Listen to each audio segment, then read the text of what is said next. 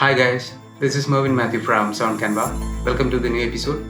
In this episode, we are going to discuss about the raga called Hemavathi and about the musical genre called Synthwave.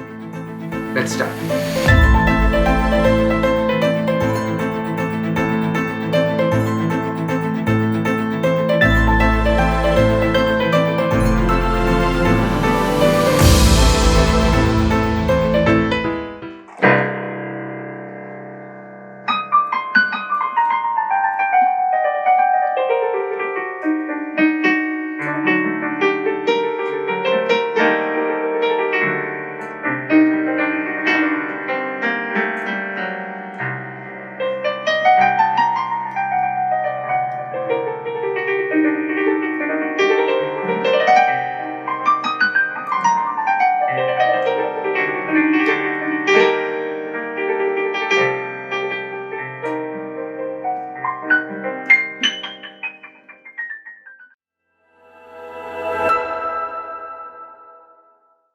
Hi.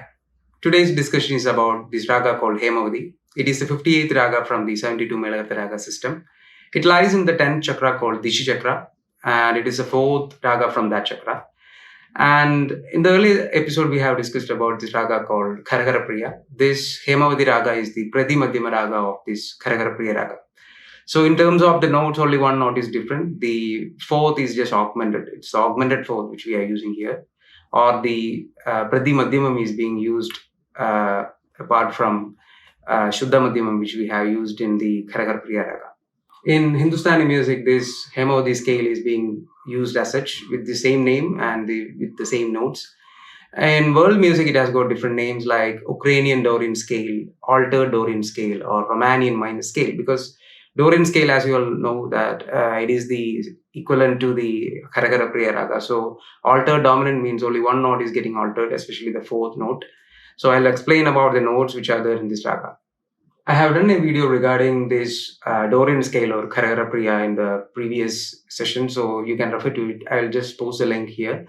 So you'll get the clear idea about how this difference is there between the Dorian scale and this altered Dorian or the Hemavathi scale. So let's see what all notes are being used in this raga. If you take the C as the tonic, you'll get like Shadjam, Chaturshruti Rishabham, Sadharana Gandharam, Pratimadhyamam, Panjamam, Chaturshruti Daivadam, Kaishiki Nishadam, Shadjam. So only one note is getting different with this raga called Karagara Priya. In Karagara Priya, we are using Shuddha Madhyamam, but here we are using the Prati Madhyamam. So in Western terminology, it's like tonic, major second, minor third, augmented fourth, perfect fifth, major sixth, minor seventh, octave tonic. Now let's see the possibilities of the chords from this particular raga. When you take the C as the tonic, you'll get C minor, C suspended second, C Lydian. This is a very interesting kind of chord because of the usage of this Prati Madhyama note, especially the augmented fourth, you will get this Lydian triad always.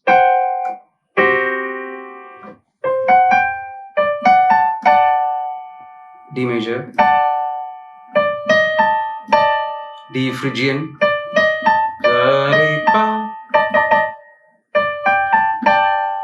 D suspended fourth is there, E flat major, E flat minor, E flat Lydian is there, F sharp diminished triad is also there from F sharp, because you don't have this fifth, it is not there, but so you'll get this diminished triad. G minor is there, G suspended second is there, G suspended fourth is there, A diminished triad is there,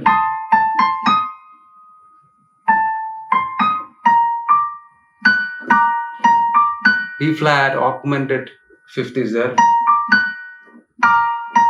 this is B flat triad, it is not there, but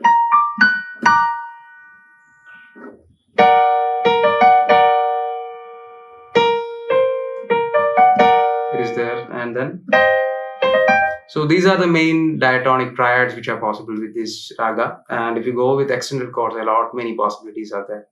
As I have mentioned before, this particular raga is also called as altered Dorian scale in the Western terminology. And it is the fourth mode of the harmonic minor scale. As you all know, the harmonic minor scale is like.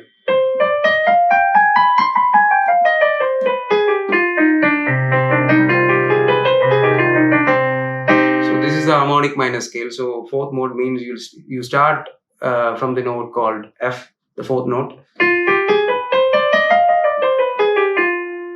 This is the exact equivalent to this particular raga. So it is the altered Dorian scale.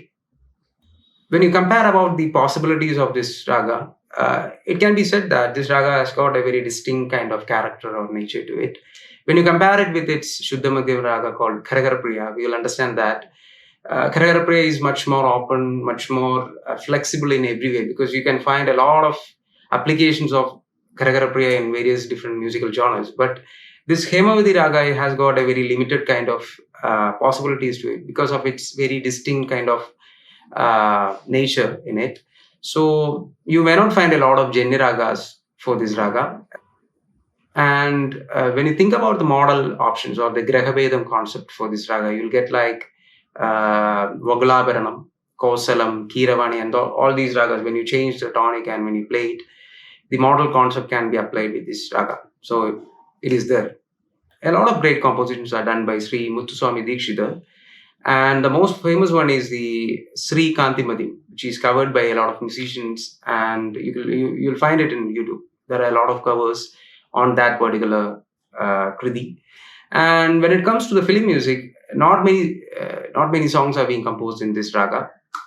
Maybe you can say that it is not that well explored raga in terms of film music, but probably Mare Mare song from Haris Jayaraj, or even the song from Kannathil Mutam from A.R. Rahman, or the songs by Raja or MSV. But it is not that well explored. That's what I felt.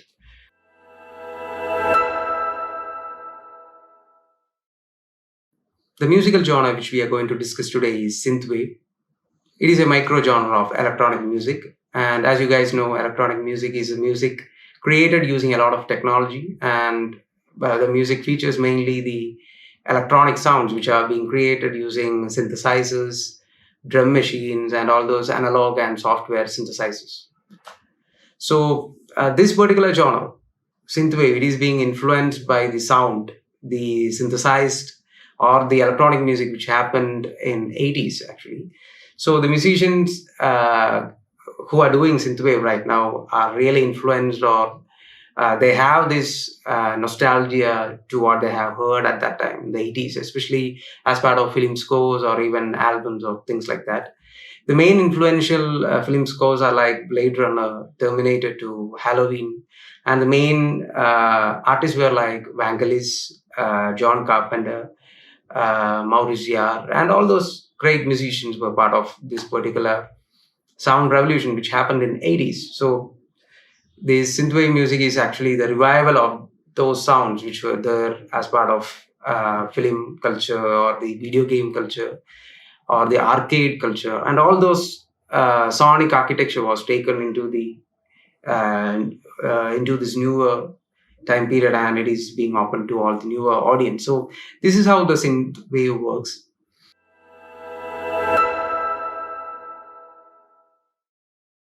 So let's discuss about certain main characteristics to this particular genre. So if you want to compose something in synthwave, you'll have to follow all these things. Otherwise, it won't sound like the synthwave music which was there in the 80s. So the first main characteristic is about the tempo in which the music is being played. There are two types of synthwave music, especially the slower one and the faster one. The slower one ranges from 80 BPM to 115 or even 118 BPM. The faster one is from 125 to 140 BPM. So the faster one is also called as outrun music, which is mainly used for thriller movies or even action movies or game music, which was there at that time in the 80s. So these are the two main tempos which are being used. And talking about the time signature, mostly very simple 4/4 or 2/4 timing is most commonly used. the complexity nature of other musical styles like jazz, classical music, and all those things won't be there in synthwave music, because this is pretty much very simple way of doing electronic music. So the simplicity is the beauty of this particular genre. If you want to really explore the synthwave world, I can even suggest some musicians which you can try out. The music from the composer called Kavinsky, Timecode 1983. Then the score for the movie Tron Legacy, and even the score from the movie Drive, and a music duo called Waveflow. And all these great composers have made this genre a very distinct and very popular one among the newer audience. So it is worth trying to do something with this and to hear a lot. So please do it. So thinking about the main instruments for this genre, I have already mentioned that this particular genre is influenced by the sounds of 80s, especially the electronic sounds of 80s. So 80s was the time where mostly a lot of great analog synthesizers were born or being used by a lot of musicians.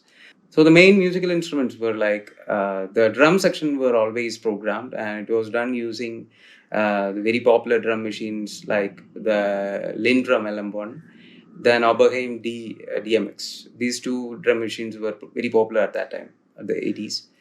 And the bass portions, leads, pads, arps, and all those things were done using analog synthesizers like the Juno series from Roland, especially the Juno 106, Juno 160, and Yamaha DX7, and all these, all other analog synthesizers which were there at that time were also used. But these were the main ones which were used as part of synth music. So now let's discuss about certain production techniques or even the sonic architecture of this particular genre. So we'll start from the drum section, and I have a session here. You can just see how I have done my original track. So here for the drum section, I have used the classic kick, snare, hi-hats, and even toms. I'll just make the sound so that you will understand how the analog kind of drum machine samples sound like. So this is how the kick works.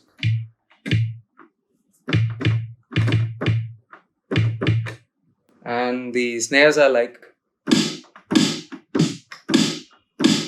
it's very straightforward and it's very, very analog in its sounding.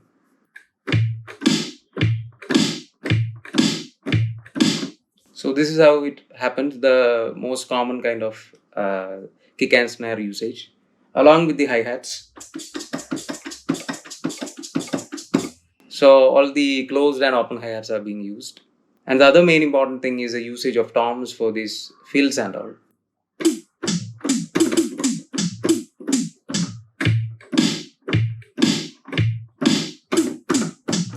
Next, we go on to the bass section. The bass section is really influenced from the tonal qualities of this Juno synthesizer, especially the fatness, the high resonant kind of bass. That is the signature sound for this genre. So I have used this Juno emulation, Juno 106 or 160 emulation for this particular original track, and this is how it sounds.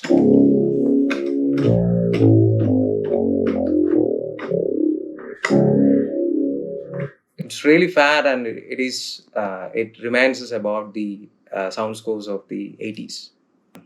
The next musical element for this genre is the usage of pads in it. Pads are really lush and really warm or even really cool for this particular genre, and it is also created from these Juno or even the DX7 synthesizers.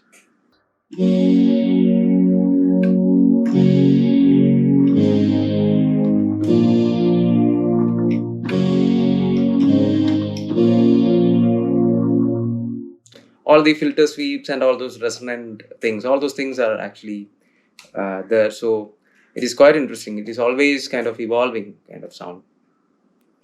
And the other main important thing is the usage of arpeggios. Arpeggios are the sequenced upward or downward moving kind of notes, which always gives kind of drive to the track. So here I have used this Juno emulation plugin to make these arpeggios. The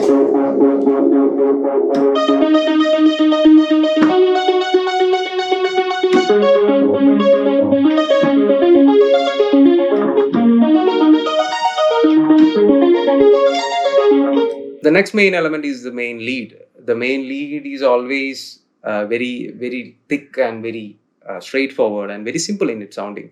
Mostly when it comes to other electronic music genres, the sound design is much more complex and the sounds are much complex. But here for this genre, the tones are really simple, and it really sounds like coming out of a analog synthesizer. So it is not that complex as we do uh, music design or even sound design for a lot of new musical genres.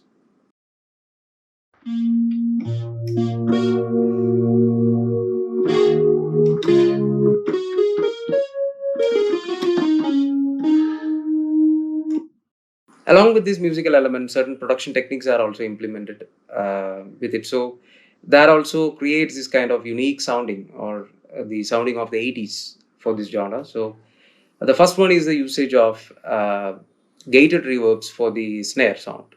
So usually when you process the snare sound, we usually add some kind of reverb or something like that.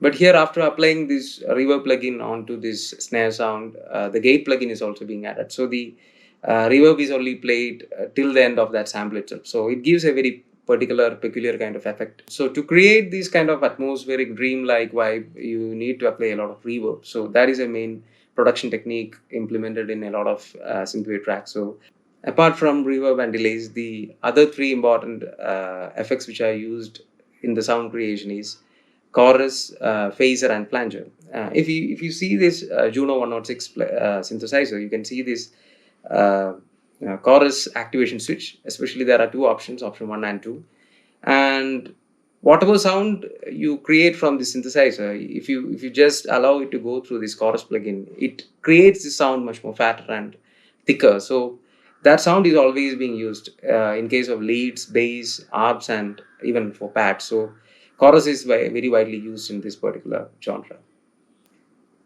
When you start sequencing chords using pad sounds or even with synth stabs, one thing you will have to keep in mind, especially the voicing aspect, because at that time when they used these analog synthesizers, there was a limitation like maximum of 6 voices can be played simultaneously. So if you are extending the number of voices for these chords, then it won't sound like synthwave music. So it has to be limited within 6 voices played simultaneously. So chords has to be played like that.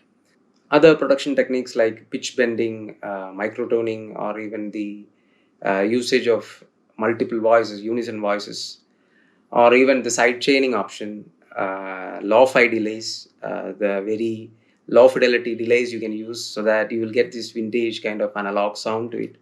And even the usage of saturation, bit crushing, and all these electronic music production techniques can be implemented. But one thing you'll have to keep in mind, the simplicity is the key, because at the time of 80s, you don't have a lot of options. It doesn't mean that it limits your creativity. No, it creates a very distinct kind of sonic architecture to it. So if you can really bring all those things in your sequencing or even in your arranging things, then automatically you will get a very nice kind of 80s vibe to it. So I really encourage you guys to just check all these things and go with the flow.